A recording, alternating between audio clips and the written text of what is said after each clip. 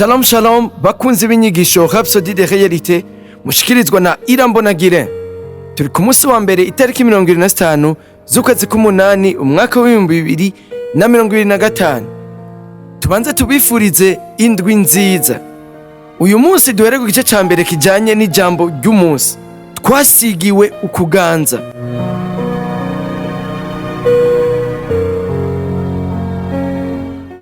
Dushobora gusoma mu gitabo ca mbere ca Petero igice ca kabiri ku murongo w'9 havuga ngo ariko mweho muri ubwoko bwatoranijwe mukoranije kuba abami n'abaherezi muri hanga ryera abantu bashiriweho kuba inyegu yiharije kugira ngo mukwize ishimwe ry'abahamagaye ikabakura mu mwiza ikabashitsa mu muco.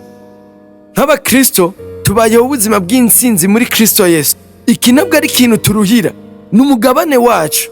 Turabami n'abaherezi basigiwe kuganza muri ubu buzima. Yamara si bose bamaze gutahura ibi bintu. Utegerezwa kwimenyereza kwiyumvira, kuvuga no gukorana ivyiyumviro vy'ubwami n'umuherezi aganje, kuko uwo niwe uri ivy'ukuri. Ufise ukuganza.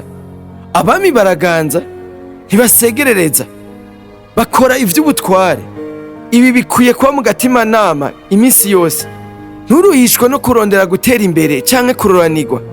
Waramaze kugirwa umuragwa na Kristo. Ivyo ukora vyose bikwiye kwerekana ubwiza bw'ubwami. Soma icigwa cacu co muri Bibiliya y'icongereza yitwa insiguro yagutse.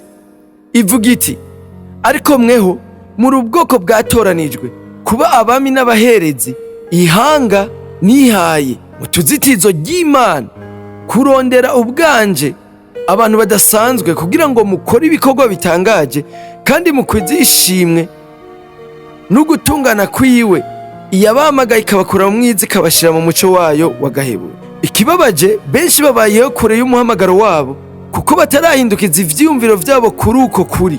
Bavuga ukunanirwa kandi bagakora nk'abantu buntu gusa batazi ko ari abami.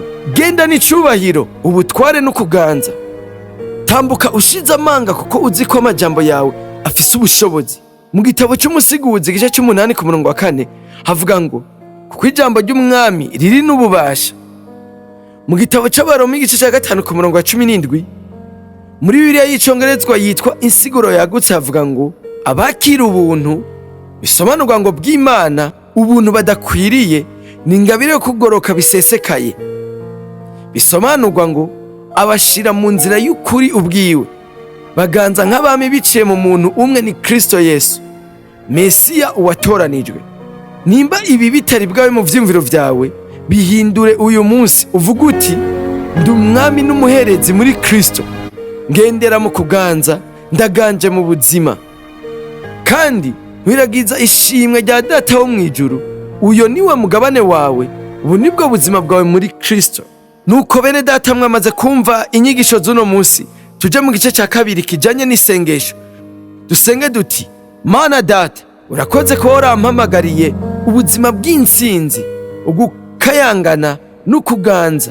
Ndi umwami n'umuherezi yahamagariwe kuganza mu buzima no gukwiragiza ugutungana kwawe. Amajambo yanje atekeye ubushobozi kandi nta mukanzi y'ubushobozi bwanje bwo mu buryo bw'imwemu. Urakoze kubw'ubuzima bw'ubwiza n'izina rya Yesu, amen.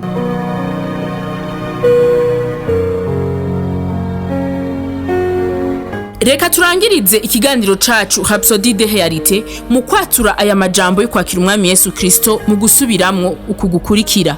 Mwami Imana, ndizera n'umutima wanje wose ko Yesu Kristo ari umwana w'Imana. Ndemera ko yapfuye ku bwanje kandi ko Imana yamuzuye mu bapfuye. Ndemera ko ari muzima. Ndatuja akanwa kanje ko Yesu Kristo ari umwami n'umukiza w'ubuzima bwanje kuva uyu munsi. Urakoze mwami wanje Yesu gukiza umushaha wanje. Ubu ncitse icyaremwe gisha. Turagukeje, ubu ncitse icyaremwe gisha. Hari icubaze kugira ngo ushobore kubandanya ukura mu buzima bw'agakiza. Hamagara kuri 61 40 ubusa 14. Murakoze naho ku munsi w'ejo mugira umunsi mwiza.